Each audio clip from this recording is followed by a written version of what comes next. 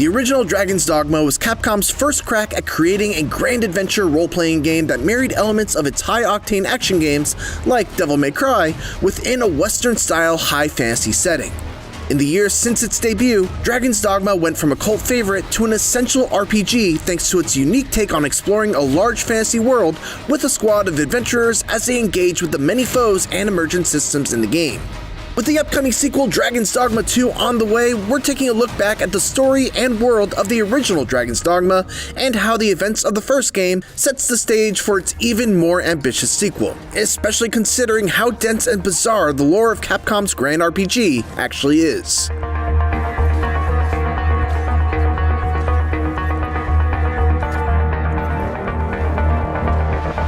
Should you play Dragon's Dogma 1 first? The simple answer is no.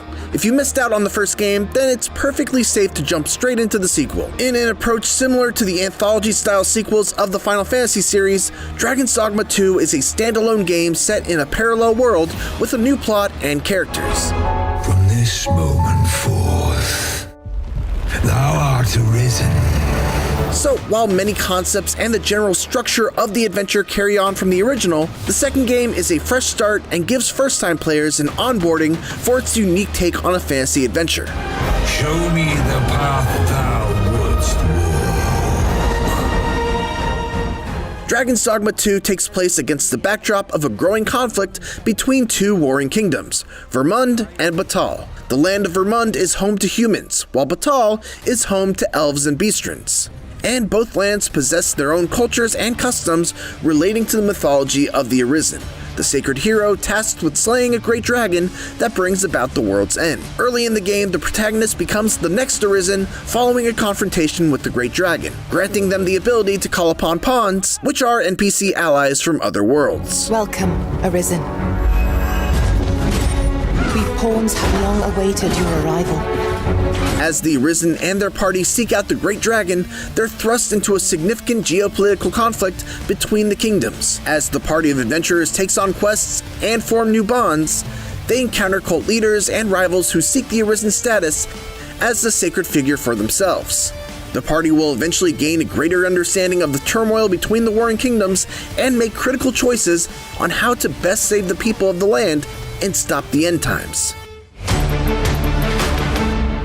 The Arisen are chosen mortals tasked with facing the Great Dragon in a deadly confrontation to decide the world's fate. The Arisen are not everyday adventurers, as they possess many unique skills that will help them in battle. One of their key skills is the ability to adopt all of Dragon's Dogma's vocations as they see fit.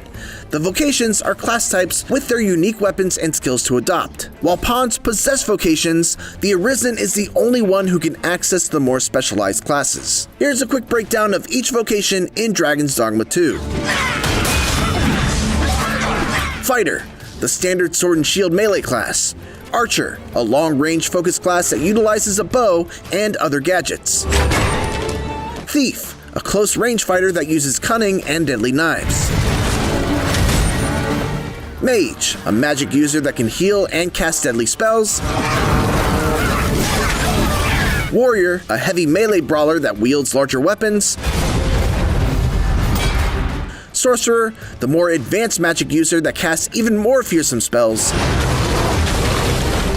Magic Archer, an archer that channels magic spells into their long-range attacks. Mystic Spearhand, a fighter that uses a double-sided blade with a fighting style that blends close-range combat with magic. Trickster, a cunning illusionist who can conjure spells to deceive foes and make them fight amongst themselves. And Wayfarer, a special class that allows the Arisen to use skills from other vocations in a single customizable fighting style.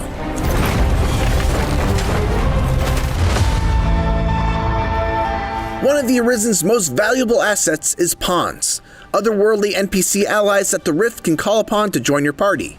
In addition to your fully customizable main companion pawn, players can also travel to the Rift, an online network that houses pawns created by other players. While the game generates pawns to recruit, most pawns in Dragon's Dogma will come from the player community. What makes the pawns unique is that they are NPC allies that gain knowledge by going on adventures with the protagonist and other players online. Through the Rift, other players can recruit your pawn for their party, And by going on different adventures, your companion will gain insight and loot that they can share with you. The knowledge that they gain can come in handy when fighting enemies that need a particular strategy to defeat, or having insight on quests in areas you have yet to travel to.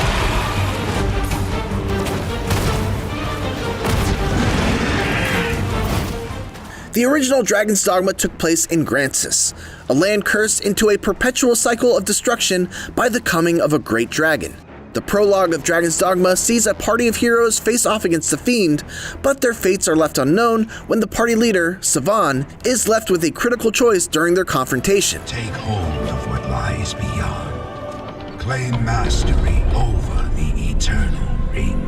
Sometime after, the game shifts to the main protagonist, who sees his small fishing village attacked by the fabled dragon that has returned to the land, signaling the end times for Grancis again. While defending their home, the protagonist contacts the dragon, who senses a greater calling for the ordinary villager. The dragon then steals their heart and brands them as the next Arisen. Aiding the Arisen in their adventure are mysterious allies known as pawns, who gain knowledge and a sense of identity in their travels with the Arisen. Throughout the story, the Arisen learns to become a party leader, leading to new bonds with their pawns and the people of Grancis. As the Arisen's reputation increases, they meet other characters whose fates are tied to the Great Cycle, including the military leader Mercedes, the forest witch Celine, and even former Arisens such as King Edmund and the mysterious hermit named the Dragonforged. Form can be discerned only by the true Arisen. I am the Dragonforged. The Arisen and their party also come into conflict with different groups within the kingdom who have different views on how to confront the end of days, with some believing that the dragon should succeed in their destruction of the world.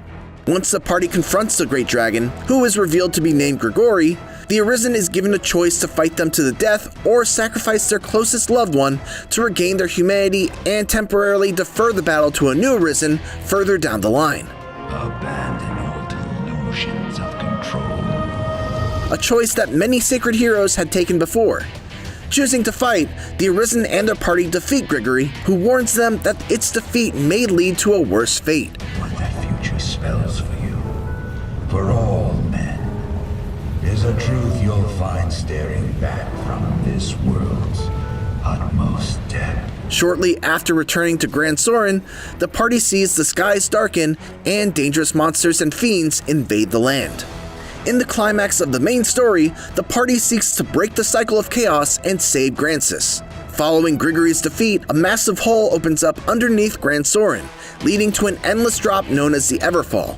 This massive rift funnels the Arisen between different worlds, looping back into the skies above Gran Soren. In addition to fighting powerful fiends and an ancient dragon deep in the Everfall, the Arisen later confronts a being known as the Seneschal, a guardian of the world and the former Arisen Savan from the opening prologue. Defeat me, and take my place as keeper of this world. The Seneschal presents the protagonist with one last chance to return to a normal life in bliss.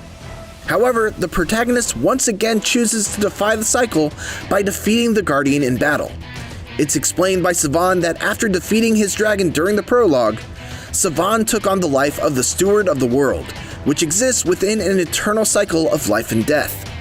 This cycle is meant to give the people of the world, all descended from pawns, a sense of purpose, with some going beyond their means to gain a stronger will to live. The world, as the characters see it, is just one of many, and they are trapped within an endless loop of existence within their pocket worlds, fighting dragons and going on endless quests. Yes, in case you're wondering, the story of Dragon's Dogma works as a metaphor for the cycle of video games, with the characters becoming aware of their existence within a tightly designed game.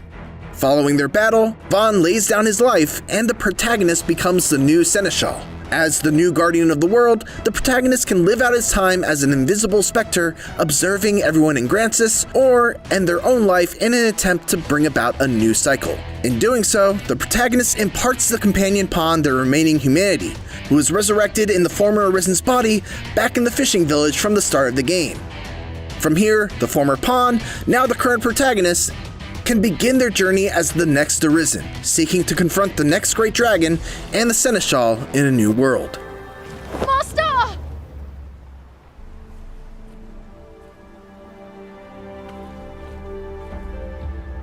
named Ash, is reunited with his lover, and they pass on into the rift. For longtime fans who know how the original game's story turned out, it can be fair to say that Dragon's Dogma 2 is in an entirely new world, but still part of the same cycle that was described by the Seneschal. While the developers have made it clear that this is a standalone game, it could very well carry on some of the larger meta storytelling of the original, which could be interesting to see play out on a larger scale. You need only believe in your own destiny, Arisen. Yes, the series did see an online action RPG spin-off released in 2015, but it was only ever released in Japan, and has since been discontinued. As far as Dragon's Dogma 2 is concerned, you don't need to worry about it because the online game was set in an entirely different world unconnected with the events of the first game. And that's it for IGN's recap of Dragon's Dogma. For more on the upcoming sequel, be sure to check out our final preview of the game and keep an eye out for our full review. And for everything else, keep it here on IGN.